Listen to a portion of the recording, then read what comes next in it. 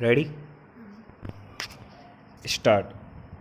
Madam Deputy Chairman, the main question for consideration of this House is whether the increase in the passenger fares and in the freights that has been proposed by the railway minister should have the support of this House or not.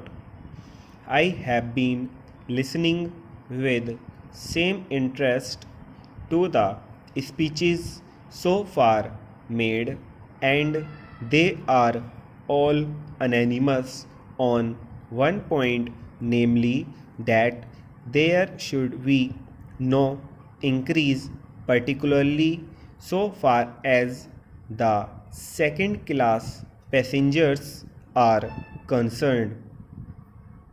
What we have to decide at present is that those friends who have emphasized their opposition to this levy have also said that in view of our developing economy, in view of our developing industrialization, in view of the fact that there is a greater demand for passenger traffic as well as goods traffic, we have to develop our railway system.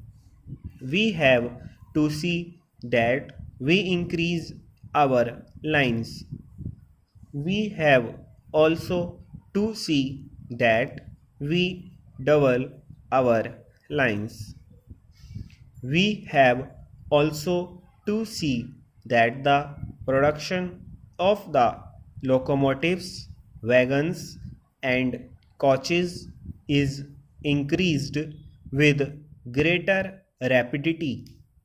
Otherwise, we will not be able to meet the demand of the developing economy.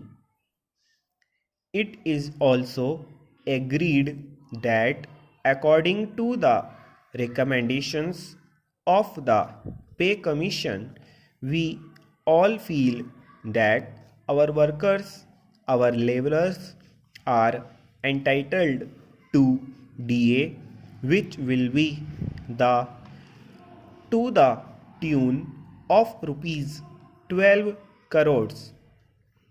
There are no two opinions about it. It is also demanded that, so far as amenities to the workers are concerned regarding their privileges and concessions or the repairs to the stock are concerned, there is very urgent need that we should see that our workers do not strain themselves. An engine driver should not be asked to do work for more than 12 hours. Similarly, others in the railways should also have further concessions so far as leisure, rest, and leave are concerned. It is also agreed and it has been emphatically stressed on all hands that the second class passengers are not getting amenities which they should get. The greater portion of the income comes from the second class passengers, and the position is that they are not getting their dues by way of rest and comfort which are necessary for them.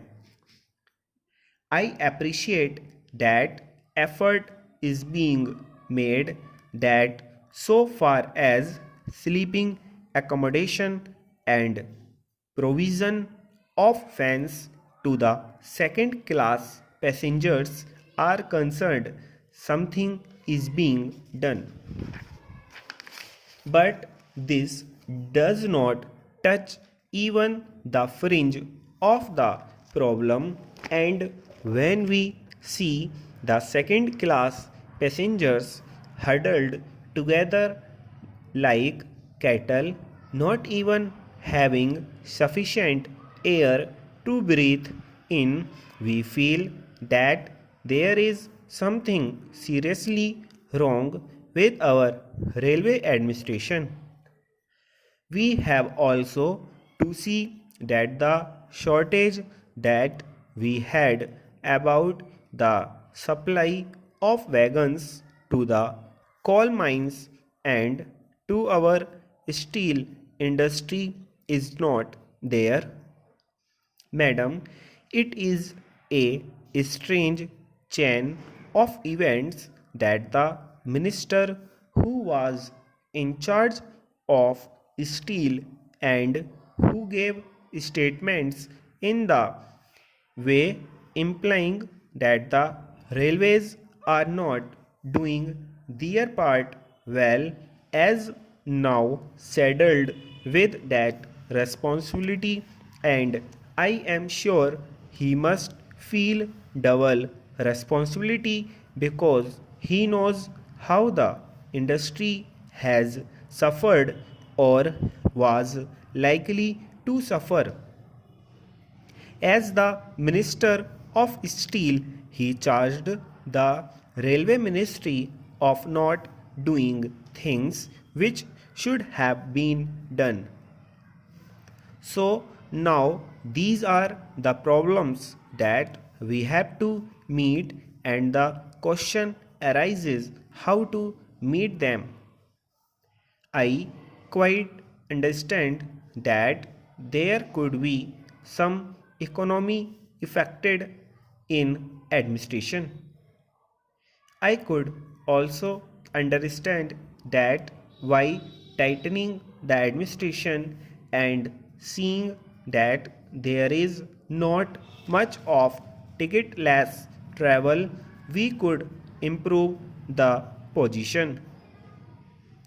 I could also understand that by taking effective measures regarding the new responsibility which Parliament has placed on the shoulders of the railway department, namely the liability of a common carrier for goods for which they have provided rupees 2 crores, and by having all these things in mind, there could be some reduction in expenditure. But I do not think that reduction would be of a value sufficient to meet the increasing demands of the railways. That is the problem. It is true that it will be hard to increase any fare. It would be hard to increase any freight. We do realize and we do appreciate it, and as representatives of the pupil, we do feel every day that our pupil are being taxed more and more. As regards fright, madam, my own view is that so far as food articles are concerned, this proposal should be modified just as there has been a modification in the case of giving encouragement for exports and in certain other respects. Similarly, I feel that so far as food articles are concerned, the proposal should be modified and on the other things, these freights may continue as proposed. In this way, the danger that has been pointed out by honorable members and to a certain extent correctly that if the prices of food articles go up, that would create difficulty would be avoided. Stop.